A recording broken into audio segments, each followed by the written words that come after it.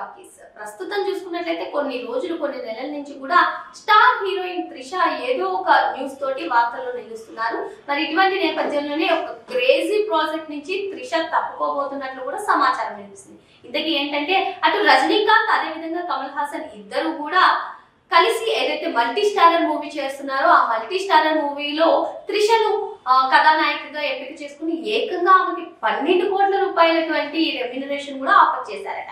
అయితే ఈ crazy project కి త్రిష నో చెప్తున్నారనే కథనాలు కోలీవుడ్ వర్గాల్లో పెద్ద చర్చకు దారితీశాయి. దీనికి కారణం ఈ సినిమాకి కమల్ హాసన్ నిర్మాతగా వ్యవహరిస్తున్నారు. అదే విధంగా మరో పక్క చూసుకున్నట్లయితే రెడ్ జాయింట్ సంస్థ విజయ్ కి సంబంధించినటువంటి ప్రొడక్షన్ హౌస్ కూడా ఇందులో నిర్మాత సంస్థగా ఉంది. సో మొత్తానికి మరో ప్రొడక్షన్ హౌస్ రెడ్ జాయింట్ సంస్థ మాజీ సీఎం స్టాలిన్ కి సంబంధించినటువంటి ప్రొడక్షన్ హౌస్. సో మొత్తానికి ఇటీవల విజయ్ అసలు ఉదయనిధి స్టాలిన్ కి సంబంధించినటువంటి ప్రొడక్షన్ హౌస్ కానీ అటువంటి క్రేజీ ప్రాజెక్ట్ చేయొద్దని చెప్పారని, అందుకే త్రిష నో చెప్పబోతున్నారనే కథనాలు వినిపిస్తున్నాయి. మరోపక్క చూసుకున్నట్లయితే ఇటీవల ఆమె కమల్ హాసన్ తో కలిసి ఏదైతే మూవీస్ తీసారో అవన్నీ కూడా ఫ్లాప్ కావడం రీజన్ తోనే అది కూడా ఒక సెంటిమెంట్ గా భావించి త్రిష ఇప్పుడు ఇటువంటి నిర్ణయం తీసుకుందని చెప్పి చెప్తున్నారు. సో ఇక సీఎం గా విజయ్ ప్రమాణ స్వీకారం చేసిన రోజు ఆమె నీలి రంగు చీరలో ఎలా మెరిసిపోయారో అందరికీ తెలిసిందే. ఆ తర్వాత ఆమె చేసినటువంటి ట్వీట్ కూడా వైరల్ గా మారింది. సో ప్రేమ ఎప్పుడు